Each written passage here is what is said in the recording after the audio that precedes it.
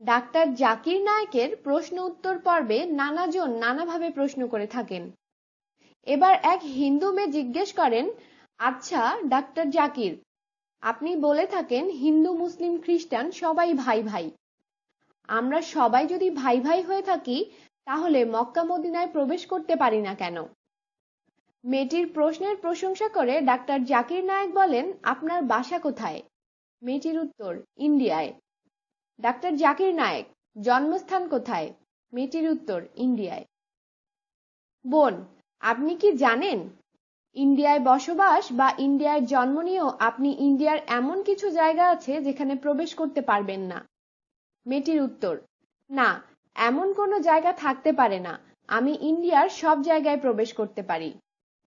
Doctor Zakir Naik ফের বলেন, আপনি সব জায়গায় প্রবেশ করতে পারলেও একটা জায়গায় প্রবেশ করতে পারবেন না, আর সেটা হলো ক্যান্টনমেন্ট।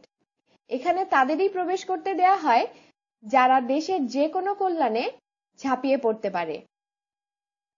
বোন, ইসলামের একটা ক্যান্টনমেন্ট আছে, সেটা হলো মক্কা ও মদিনা শরীফ।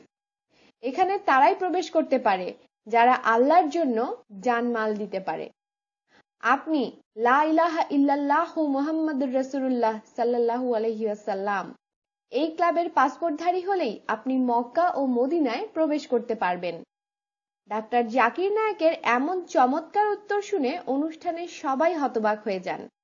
প্রশ্নকারী হিন্দু মেয়েটি মাথা নিচু করে নিজ আসনে বসে যান। আমাদের সাথেই থাকুন এবং সাবস্ক্রাইব করুন।